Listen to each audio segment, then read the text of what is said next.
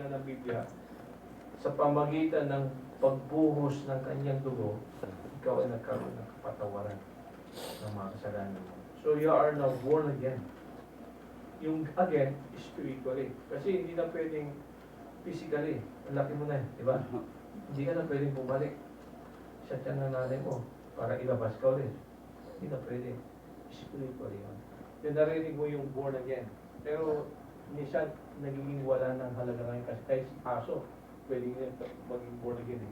You see? So, tayo ay niwala na once that you have experienced this spiritual birth, you become part of God's family. Kaya sa araw na ito, kayo ngayon ay bahagi ng pamilya ng Diyos. Dahil ginagap yung Panginoon. Amen? Congratulations. So, napakasimple po ang salvation. Bakit po? Kasi kung tayo po ay pahirapan pa, hindi tayo maliligtas. Kaya yung sinasabi ng religion, gawin mo ito, baka sakali maliligtas ka, di ba? Yun ang religion eh. Sundin mo ang 10 kautusan. Meron ka na bang nautos na nasunod sa 10? Wala. Wala naman nakakasunod eh. So hindi tayo maaari maligtas sa anumang bagay. Maliban lang kay Kristo. Kaya ang kaligtasan ito. Romans chapter 2 verse 8. For by grace, through faith, sa pamagitan ng panampalataya kay Kristo at sa kanyang biyaya. Kasi, paano kayo nagkaroon ng panampalataya? Sa pakikinig. Nakinig ko sa salita ng Diyos. So faith comes from the hearing of the Word of God. At dahil binigyan kayo ng panampalataya para tanggapin ng Panginoon, at nagkaroon kayo ngayon ng kaligtasan dahil sa kanyang biyaya. So ang kaligtasan ay biyaya. Ang biyaya, kaloob. Hindi mo binabayaran. Kaya yung kaligtasan na hindi tinanggap ngayon ay biyaya ng Diyos na kanyang binigay sa inyo. Yan ay regalo. No, not of yourself. It is the gift of God. Hindi sa pamagitan ng sarili mo. Kaya sabi ko sa inyo, ano bang meron ka? Hindi yun ang magliligtas. Kundi ang biyaya ng Diyos na inyong tinanggap. At ang biyaya niyan ay buhay na wala. Kaya kung rap, tatanungin kita, pag namatay ka ngayon, huwag naman ngayon. Di ba? Pag dumating ang kamatayan sa iyo, saan na ngayon pupunta ang kaluluwa mo? Ha? Pero sabi ng Biblia, anak ka na ng Diyos. Yan ang tamang sagot. Tama? Hindi dahil ikaw ay baptist o dahil ikaw ay mabuti. Hindi. Dahil nasa iyo na si Kristo. Kung totoong tinanggap mo ngayon, yung totoong nanalangin nandiyan ang Panginoon eh. Sabi ng Biblia, iligtas ka na sa kapahamakan sa impyerno.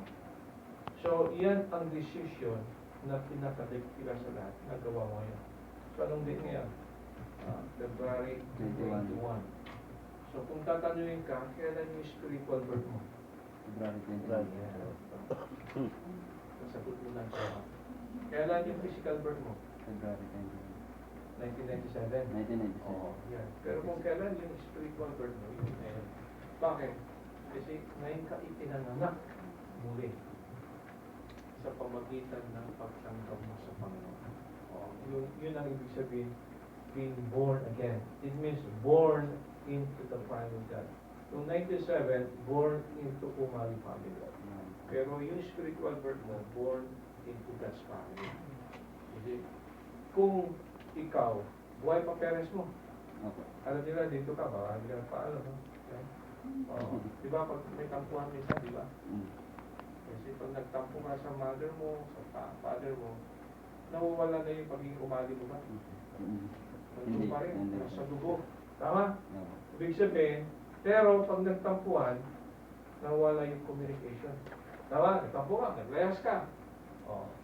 Pero bumalik ka rin. Tama? Kasi doon ka member ng family. Babalik ka. Kasi hindi nawala yung relasyon niyo sa parents mo, di ba? Ano ba kayo? Nagkasala ka ngayon. Mawawala ba kaligtasan mo? Mawawala ba yung relasyon mo sa Panginoon? Hindi rin. Tama? Pero hindi ibig sabihin na hindi kaharap sa pagkakamali mo. In every sin, there's consequences. Kasi, di ba, nung bata tayo, pag tayo nagkasala, pinapala tayo. Tama, tatakbo tayo, pero naabutan pa rin tayo. Bakit? Nagkamali. So, may pagkapano. Pero hindi ibig sabihin, inakwil ka na. May minsan, inisila sa'yo, lumayas ka na. Pero hindi. Anak ka niya. Tama? Babalik ka pa rin. So, kung yung tatay mo, hindi mo nawawala ang relasyon mo sa kanya, yung pakayang Diyos Ama. Tama? Tama. So, ibig sabihin, hindi mawawala yung relasyon mo sa pamilya mo. Dahil tubo ni Kristo ang nag-bind. Kung mayroon kang umali na dugo, mayroon ka rin dugo ni Kristo. Mayroon. Na kung saan, hindi mawawala ang relasyon na yan. Kaya, ang kaligtasan, hindi nawawala. Minsan tinanggap habang buhay. Ito yung nasa'yo. Hindi nawawala. Kasi, ang kaligtasan. Hindi dahil, ikaw ay mabuti dahil sa kabutihan ng Panginoon sa'yo na binigyan ka ng buhay. Amen? Amen. Okay. So, yun lang.